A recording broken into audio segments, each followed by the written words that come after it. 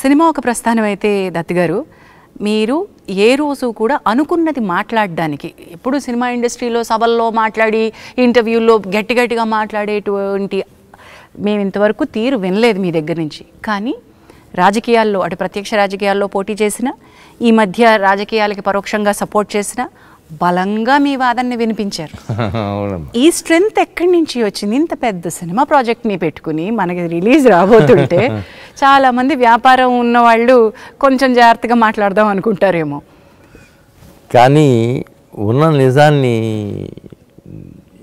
నిక్కచ్చిగా చెప్పటమే మా నాన్నగారు నాకు నేర్పించిన విద్య అమ్మ.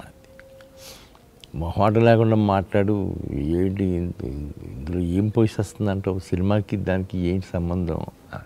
జగన్మోహన్ రెడ్డి గారి విషయంలో మాత్రం నేను ఎక్కడ డిఫర్ అవ్వలేదమ్మా.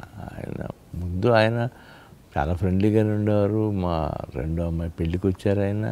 చంద్రబాబు గారిని జైల్లో పెట్టిన రోజులు మాత్రం అక్కడికి వెళ్ళి చాలా ఎమోషనల్గా మాట్లాడాను. 160 సీట్లు పైన వస్తాయి చంద్రబాబు గారికి. ఈసారి ఖచ్చితంగా ఆయన సీఎం అవ్వబోతున్నాడు. ఆ లెవెల్కి వెళ్ళి మాట్లాడిన సందర్భం కూడా. That's nothing wrong. మీరు పార్టీకి నిలబడ్డారు, పార్టీకి తరపున పోటీ చేశారు. వీఆర్ మొదటి నుంచి కూడా మీరు పార్టీ సింపథైజర్గా ఉన్నారు, పార్టీలో యాక్టివ్ రోల్ చేశారు. సో అక్కడ కాక ఇంకెక్కడ మాట్లాడతారు? So hats off to your. అంటే నిజానికి నిజం ఎప్పుడూ బరువుగా ఉంటుందంటండి, సైలెంట్గా ఉంటుందంట, బలంగా నిలబడుతుందంట. మిగతావన్నీ కూడా ఉలికులికి పడతాయి, ఎగిరెగిరి పడతాయి. సో అవి వాటి గాలిమానాన అవి వెళ్ళిపోతాయి. సో నిలకడగా ఉండడమే కావాలి. 50 ఏళ్ల పాటు ఒక సంస్థని ఇలా నడిపించడానికి ఒక 3-4 సూత్రాలు ఏమన్నా చెప్పండి సార్. ఏముందమ్మా, అందరూ మహానుభావులు యాక్ట్ చేశారు మన బ్యానర్లో. నేను వెళ్ళి సినిమా చేయమని అడిగితే వెంటనే చేసేసారు, ఇంక్లూడింగ్ పవన్ కళ్యాణ్ గారు కూడా. నేను బాలు కోసం వెళ్ళి ఇట్లా ముందు ఇంద్ర సినిమా చూశారు ఆయన. ఏమండి, ఈ స్టేజ్లో మీరు అన్నయ్యతో ఇంద్ర తీశారు, మనసు అనేది ఎంత పులకించిందో అన్నయ్యకి నాకు కూడా.